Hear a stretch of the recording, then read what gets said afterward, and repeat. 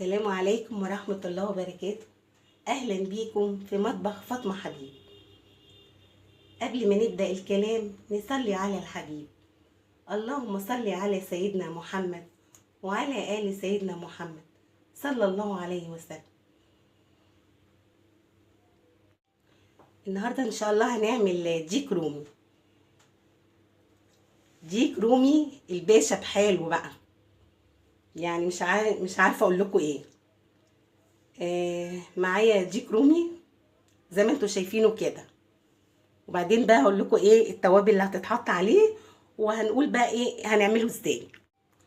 دلوقتي بقى ايه هنعمل المحلول اللي هيشرب منه. انا طبعا الديك الرومي ده انا نقعاه مش اقل، طبعا تنقعيه من 6 ساعات، من 4 ل6 ساعات يتنقع في محلول ملح. حاطه له كوبايه ملح، ربع كوبايه سكر، عصرة ليمون او ليمون في قلب الميه، وورق اللورا. فضلت طبعا غسلته حلو قوي بالدقيق والملح، وبعدين نقعته. قعد في الميه دي 6 ساعات، مش اقل من 4 ساعات. دلوقتي بقى هعمل له ايه، هحط التوابل اللي هيشرب منها الديك وايه، وهطعمه. يعني التوابل بتاعتي جنزبيل بودره، او لو في فريش ممكن يتبشر، جنزبيل بودره، بهارات سبعه، ملح، فلفل اسمر، بشر جوز الطيب. هقوم اعمل ايه بقى وايه، وعصير عصر ايه بصل، الميه بتاعته مش التفل عشان ما يتحرقش. هقوم هدلق بقى كده على ايه ميه البصل، التوابل وملح علشان الديك الرومي يشرب من الملح ده، ما يبقاش طعمه ايه مش حلو، لازم الملح ده يطعمه وايه.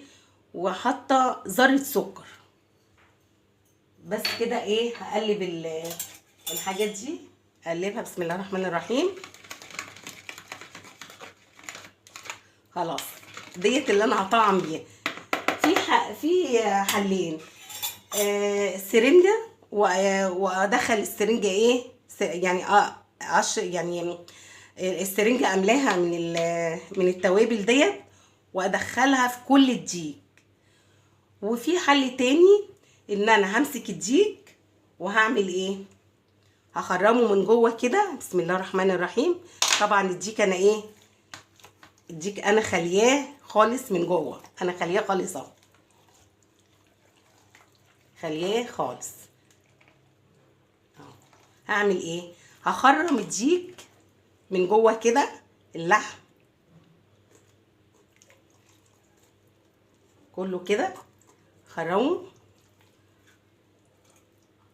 طبعا انتي بتخرمي الجلد حافظي عليها. خلاص اهو، دخل برضو جوه كده وخرم.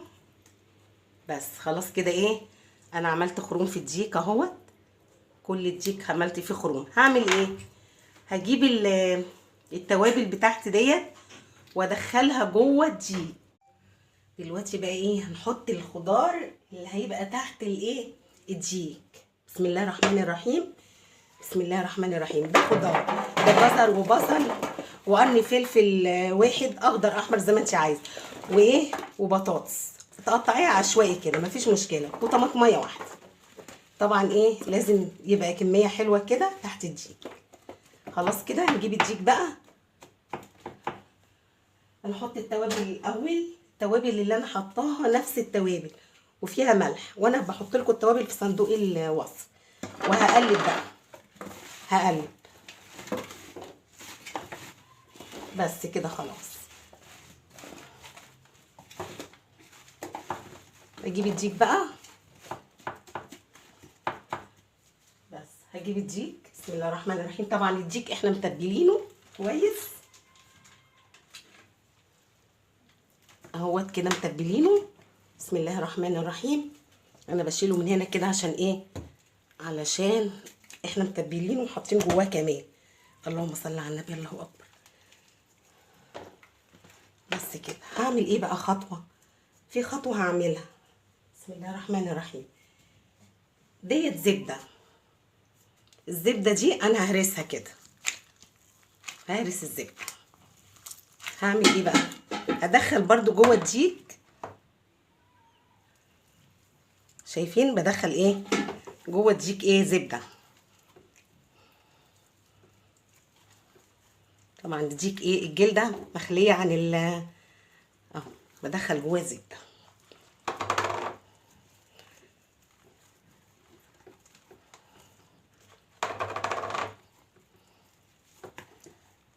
طبعا ايه كوني حريصه ان الجلده ما تتقطعش اهو.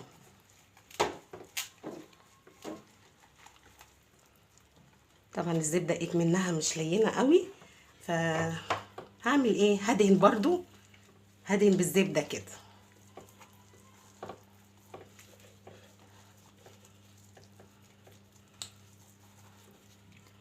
وهدخل برضو جوه الديك ايه زبده اهو. بس كده. هعمل ايه بقى خطوه تانية؟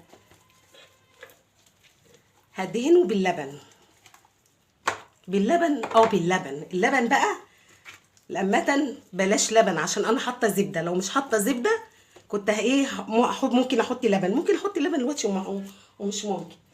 هجيب طماطميه، طماطميه واحط عليها شويه ملح.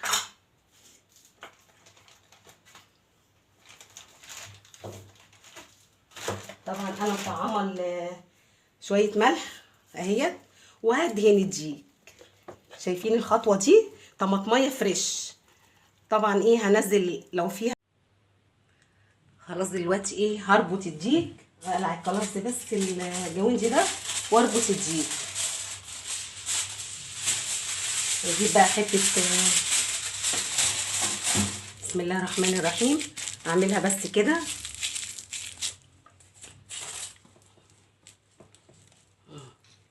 واربط بقى الديك كده. بسم الله الرحمن الرحيم.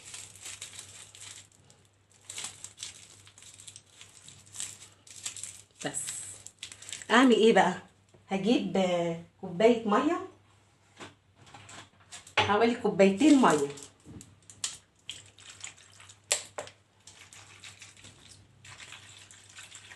بس حوالي كوبايتين ميه. وهعمل ايه؟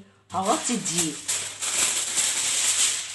بس ان الله يحب ايه المحسنين. هنغطيه على الناحيه اليمين، الناحيه اللي بتلمع تحت، والناحيه اللي هي ايه مطفيه فوق عشان ما يطلعش وبر. بس هحاول اغطي الديك بقى كله وارجع لكم، ولا خلينا معاكم عشان اصلا انا مش عايزه اطول عليكم الفيديو. فايه يلا يا ورقه. بسم الله الرحمن الرحيم.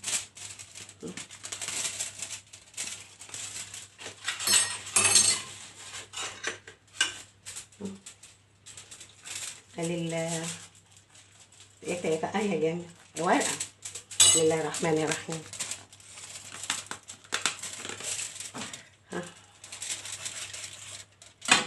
بسم الله الرحمن الرحيم.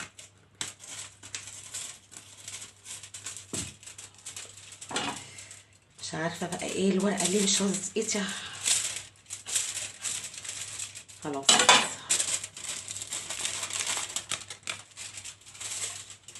انا عايزاها عريضه اصلا عشان تغطي الديك. هي مش راضيه تتقطع ليه مش عارفه. يلا بسم الله الرحمن الرحيم. مش مشكله نغطي برضو ايه قد كده. خلاص لازم يتغطى كويس جدا. بس لازم الديك يتغطى كويس علشان طبعا الناحيه اللي بتلمع تحت. بس هدخله بقى ايه على درجه حراره عاليه. الديك دوت داخل في 7 كيلو. فايه كل نص كيلو بياخد ساعه. يعني دوت ممكن هياخد له 3 ساعات وربع. من بعد ساعتين هكشف الديك واشوف. وايه بعد نص ساعه اول نص ساعه هعلي النار. بعد النص ساعه هوطي النار. هيقعد حوالي 3 ساعات وربع، 3 ساعات ونص في الفرن. وارجع لكم بقى بعد ما يستوي. وده الشكل النهائي للباشا الديك الرومي قد ايه جميل وشكله حلو قوي. وطبعا استوى. قعد 3 ساعات في الفرن.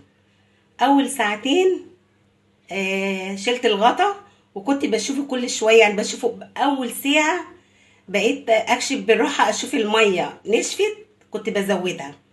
يعني اول ساعه حاولت تشوف الميه، لو كانت نشفت زودوا ميه. وايه طبعا قعد 3 ساعات بقى، خلي بالكم منه.